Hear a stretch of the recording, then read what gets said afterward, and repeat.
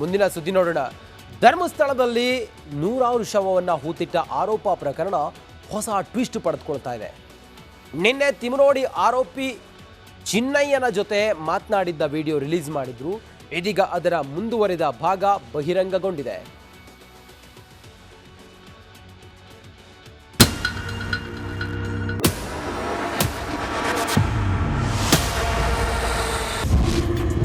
ಬಿಳಿ ಸೀರೆ, ಕೇರಳ ಮಹಿಳೆ ಕತೆ ಹೇಳಿದ ಚಿನ್ನಯ್ಯ.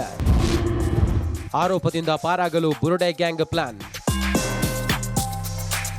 ಧರ್ಮಸ್ಥಳ ಶವ ಹೂತಿಟ್ಟ ಪ್ರಕರಣದ ತನಿಖೆ ತೀವ್ರಗತಿಯಲ್ಲಿ ಸಾಗಿದೆ. ಕೇಸ್ ಕುರಿತು ಹಲವು ವಿಚಾರಗಳು ಬಯಲಾಗ್ತಿದೆ. ದೂರುದಾರ ಚಿನ್ನಯ್ಯನನ್ನ ಎಸ್ಐಟಿ ಬಂಧಿಸಿ ಸುದೀರ್ಘ ವಿಚಾರಣೆ ನಡೆಸಿತು. ಇದೀಗ ಚಿನ್ನಯ್ಯ ಶಿವಮೊಗ್ಗ ಜೈಲಿನಲ್ಲಿ ಇದ್ದಾನೆ. ಚಿನ್ನಯ್ಯ ದೂರು ದಾಖಲಿಸುವ ಮುನ್ನ ಮಾಡಿದ ಕೆಲ ವಿಡಿಯೋಗಳು ಈಗ ಸದ್ದು ಮಾಡ್ತಿದೆ. ಇದೀಗ ಚಿನ್ನಯ್ಯನ 2 ಮತ್ತು 3ನೇ ವಿಡಿಯೋ ರಿಲೀಸ್ ಆಗಿದೆ. ತಿಮರೋಡಿ ಮನೆಯಲ್ಲೇ ಮಾಡಿರೋ ವಿಡಿಯೋ.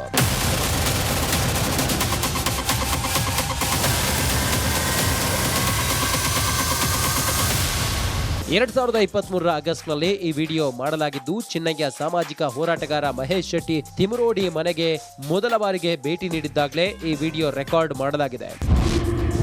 ಬಾಹುಬಲಿ ಬೆಟ್ಟದಲ್ಲಿ 70 ಹೆಣ ಹೂತಿದ್ದೇನೆ. ಈ ಕಡೆ ಬಂಗಾಳದಿಂದ ಮೇಲೆ ಅದೇ ದಾರಿಗೆ ಹತ್ತಿರ ಈ ಸೆಂಟ್ರಲ್ ಪ್ಲೇಸ್ ಅಲ್ಲಿ ಒಂದು ಯಾರ್ ರೋಡ್ ಇದೆ, ಹೋಗ್ತಾ ಒಂದಿದೆ. ಆಚೆಯಿಂದ ಬರುವಾಗ ಫಸ್ಟ್ ಯಾರ್ ರೋಡ್ ಹತ್ರ ಕೆಳಗಡೆಗೆ ಪ್ಲೇಸ್ ಇದೆ.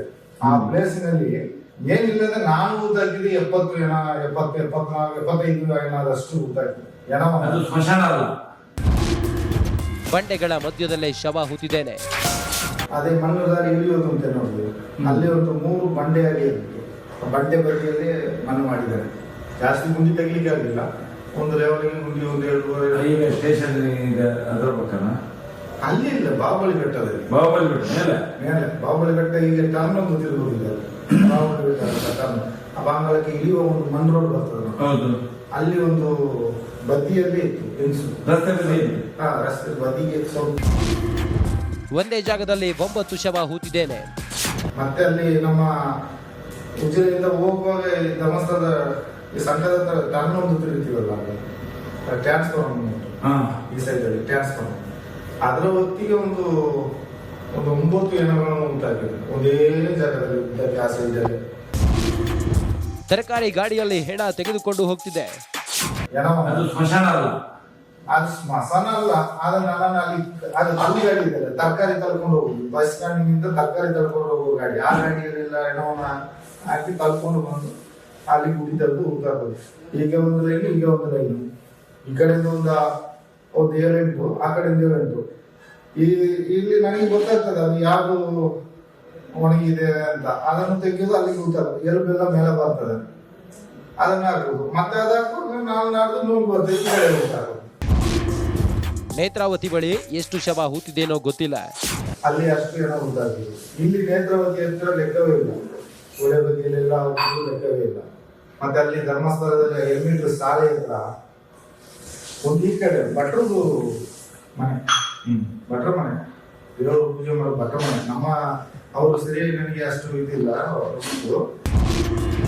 ಭದ್ರತೆ ಕೊಟ್ರೆ ಹೂತಿಟ್ಟ ಜಾಗವನ್ನ ತೋರಿಸ್ತೇನೆ. ಎಲ್ಲ ಗೊತ್ತಿದೆ. ಈಗ ಎಲ್ಲ ಗೊತ್ತಿದೆ. ನಾನೇ ಹೇಳುದು, ಈ ತನಿಖೆ ನನಗೆ ಯಾರಾದ್ರೂ ಗಣ್ಣಿದ್ದವರು ರಕ್ಷಣೆ ಇದ್ರೆ ನಮ್ಗೆ ಕೋರ್ಟಿನಿಂದಲೇ ಆದೇಶ ಮಾಡಿಸಿ ಗನ್ಮೆಂಟ್ ಕೊಡಿಸ್ತೇವೆ ನಾವು.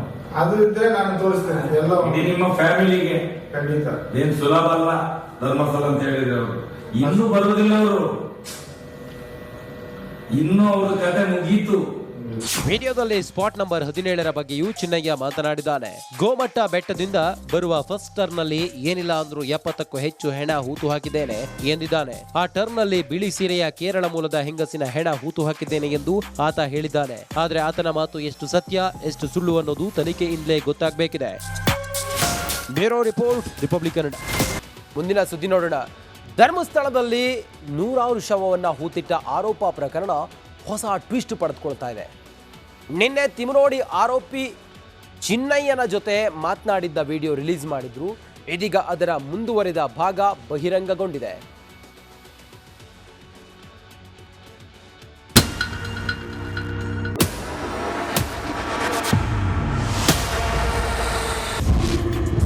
ಬಿಳಿ ಸೀರೆ ಕೇರಳ ಮಹಿಳೆ ಕತೆ ಹೇಳಿದ ಚಿನ್ನಯ್ಯ. ಆರೋಪದಿಂದ ಪಾರಾಗಲು ಬುರುಡೆ ಗ್ಯಾಂಗ್ ಪ್ಲಾನ್. ಧರ್ಮಸ್ಥಳ ಶವ ಹೂತಿಟ್ಟ ಪ್ರಕರಣದ ತನಿಖೆ ತೀವ್ರಗತಿಯಲ್ಲಿ ಸಾಗಿದೆ. ಕೇಸ್ ಕುರಿತು ಹಲವು ವಿಚಾರಗಳು ಬಯಲಾಗ್ತಿದೆ. ದೂರುದಾರ ಚಿನ್ನಯ್ಯನನ್ನ ಎಸ್ಐಟಿ ಬಂಧಿಸಿ ಸುದೀರ್ಘ ವಿಚಾರಣೆ ನಡೆಸಿತು. ಇದೀಗ ಚಿನ್ನಯ್ಯ ಶಿವಮೊಗ್ಗ ಜೈಲಿನಲ್ಲಿ ಇದ್ದಾನೆ. ಚಿನ್ನಯ್ಯ ದೂರು ದಾಖಲಿಸುವ ಮುನ್ನ ಮಾಡಿದ ಕೆಲ ವಿಡಿಯೋಗಳು ಈಗ ಸದ್ದು ಮಾಡ್ತಿದೆ. ಇದೀಗ ಚಿನ್ನಯ್ಯನ 2 ಮತ್ತು 3ನೇ ವಿಡಿಯೋ ರಿಲೀಸ್ ಆಗಿದೆ. ತಿಮುರೋಡಿ ಮನೆಯಲ್ಲೇ ಮಾಡಿರೋ ವಿಡಿಯೋ.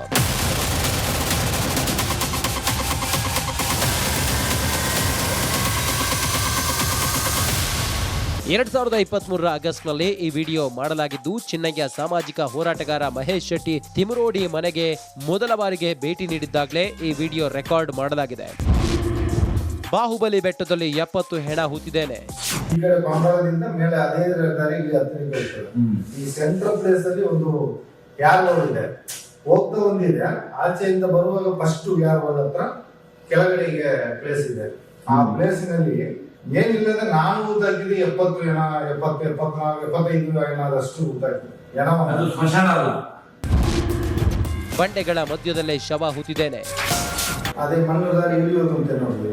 ಅಲ್ಲಿ ಒಂದು 3 ಬಂಡೆಯಾಗಿ ಇತ್ತು. ಬಂಡೆ ಬದಿಯಲ್ಲಿ ಮಣ್ಣು ಮಾಡಿದ್ದಾರೆ. ಜಾಸ್ತಿ ಗುಂಡಿ ತೆಗಿಲಿಕ್ಕೆ ಆಗಲಿಲ್ಲ. ಒಂದು ಲೆವೆಲ್ಗೆ ಗುಂಡಿ ಒಂದು 2 ಈಗ ಸ್ಟೇಷನ್ ಇದೆ ಅದರ ಪಕ್ಕನ ಅಲ್ಲಿ ಇಲ್ಲ, ಬಾಹುಬಲಿ ಬೆಟ್ಟದಲ್ಲಿ. ಬಾಹುಬಲಿ ಬೆಟ್ಟ ಮೇಲೆ ಬಾಹುಬಲಿ ಬೆಟ್ಟ ಈಗ ಟರ್ನ್ ಒಂದು ತಿರುಗುವುದಿಲ್ಲ. ಬಾಹುಬಲಿ ಬೆಟ್ಟ ಟರ್ನ್ ಆ ಬಾಂಗ್ಲಕ್ಕೆ ಇಳಿಯುವ ಒಂದು ಮಣ್ಣು ರೋಡ್ ಬರ್ತದೆ. ಹೌದು, ಅಲ್ಲಿ ಒಂದು ಬದಿಯಲ್ಲಿ ಇತ್ತು ಹೆಂಗಸು. ರಸ್ತೆ ಬದಿಗೆ ಸ್ವಲ್ಪ ಒಂದೇ ಜಾಗದಲ್ಲಿ 9 ಶವ ಹೂತಿದ್ದೇನೆ. ಮತ್ತೆ ಅಲ್ಲಿ ನಮ್ಮ ಉಜಿರೆಯಿಂದ ಹೋಗುವಾಗ ಧರ್ಮಸ್ಥಳದ ಈ ಸಂಘದ ಹತ್ರ ಟರ್ನ್ ಒಂದು ತಿರುಗ್ತೀವಲ್ಲ, ಟ್ರಾನ್ಸ್ಫಾರ್ಮ್ ಈ ಸೈಡ್ ಅಲ್ಲಿ ಟ್ರಾನ್ಸ್ಫಾರ್ಮ್, ಅದರ ಹೊತ್ತಿಗೆ ಒಂದು 9 ಹೆಣಗಳನ್ನು ಉಂಟಾಗಿದೆ. ಒಂದೇ ಜಾಗದಲ್ಲಿ ಉಂಟಾಗಿ ಆ ಸೈಡಲ್ಲಿ ತರಕಾರಿ ಗಾಡಿಯಲ್ಲಿ ಹೆಣ ತೆಗೆದುಕೊಂಡು ಹೋಗ್ತಿದೆ. ಅದು ಸ್ಮಶಾನ ಅಲ್ಲ. ಅದು ಸ್ಮಶಾನ ಅಲ್ಲ. ಆದ್ರೆ ನಾನು ಅಲ್ಲಿ ಅದು ಅಲ್ಲಿ ಗಾಡಿ ಇದೆ, ತರಕಾರಿ ತಳ್ಕೊಂಡು ಹೋಗುದು. ಬಸ್ ಸ್ಟ್ಯಾಂಡಿನಿಂದ ತರಕಾರಿ ತಳ್ಕೊಂಡು ಹೋಗುವ ಗಾಡಿ. ಆ ಗಾಡಿಯಲ್ಲೆಲ್ಲ ಹೆಣವನ್ನ ಹಾಕಿ ತಳ್ಕೊಂಡು ಬಂದು ಅಲ್ಲಿ ಗುಡಿ ತೆಗೆದು ಹೋಗ್ತಾರೆ. ಈಗ ಒಂದು ಲೈನ್, ಈಗ ಒಂದು ಲೈನ್. ಈ ಕಡೆಯಿಂದ ಒಂದು 7 ಎಂಟು, ಆ ಕಡೆಯಿಂದ 7 ಎಂಟು. ಇಲ್ಲಿ ನನಗೆ ಗೊತ್ತಾಗ್ತದೆ ಅದು ಯಾವುದು ಒಣಗಿದೆ ಅಂತ. ಅದನ್ನು ತೆಗೆದು ಅಲ್ಲಿಗೆ ಗೊತ್ತಾಗ್ತದೆ. ಎಲುಬೆಲ್ಲ ಮೇಲೆ ಬರ್ತದೆ, ಅದನ್ನ ಹಾಕುದು. ಮತ್ತೆ ಅದು ಹಾಕೊಂಡು ನಾಲ್ಕು ನೂರು ಬರ್ತದೆ. ಈ ಕಡೆ ಗೊತ್ತಾಗೋದು. ನೇತ್ರಾವತಿ ಬಳಿ ಎಷ್ಟು ಶವ ಹೂತಿದ್ದೇನೋ ಗೊತ್ತಿಲ್ಲ. ಅಲ್ಲಿ ಅಷ್ಟು ಏನೋ ಗೊತ್ತಾಗ್ತದೆ. ಇಲ್ಲಿ ನೇತ್ರಾವತಿ ಹತ್ರ ಲೆಕ್ಕವೇ ಇಲ್ಲ. ಒಳ್ಳೆ ಬದಿಯಲ್ಲೆಲ್ಲ ಲೆಕ್ಕವೇ ಇಲ್ಲ. ಮತ್ತೆ ಅಲ್ಲಿ ಧರ್ಮಸ್ಥಳದಲ್ಲಿ ಎಲ್ಮೀಟರ್ ಶಾಲೆ ಹತ್ರ ಒಂದು ಈ ಕಡೆ ಭಟ್ರದು ಮನೆ, ಭಟ್ರ ಮನೆ, ದೇವರು ಪೂಜೆ ಮಾಡೋ ಭಟ್ರ ಮನೆ. ನಮ್ಮ ಅವರು ಸರಿ ನನಗೆ ಅಷ್ಟು ಇದಿಲ್ಲ. ಭದ್ರತೆ ಕೊಟ್ರೆ ಹೂತಿಟ್ಟ ಜಾಗವನ್ನ ತೋರಿಸ್ತೇನೆ. ಜಾಗ ಎಲ್ಲ ಗೊತ್ತಿದೆ ಈಗ ನಿಮ್ಗೆ. ಎಲ್ಲ ಗೊತ್ತಿದೆ.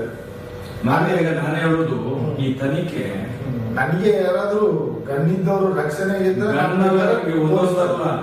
ನಮ್ಗೆ ಕೋರ್ಟಿನಿಂದಲೇ ಆದೇಶ ಮಾಡಿಸಿ ಗನ್ಮೆಂಟ್ ಕೊಡಿಸ್ತಾರೆ ನಾವು. ಅದು ಇದ್ರೆ ನಾನು ತೋರಿಸ್ತೇನೆ. ಎಲ್ಲ ನಿಮ್ಮ ಫ್ಯಾಮಿಲಿಗೆ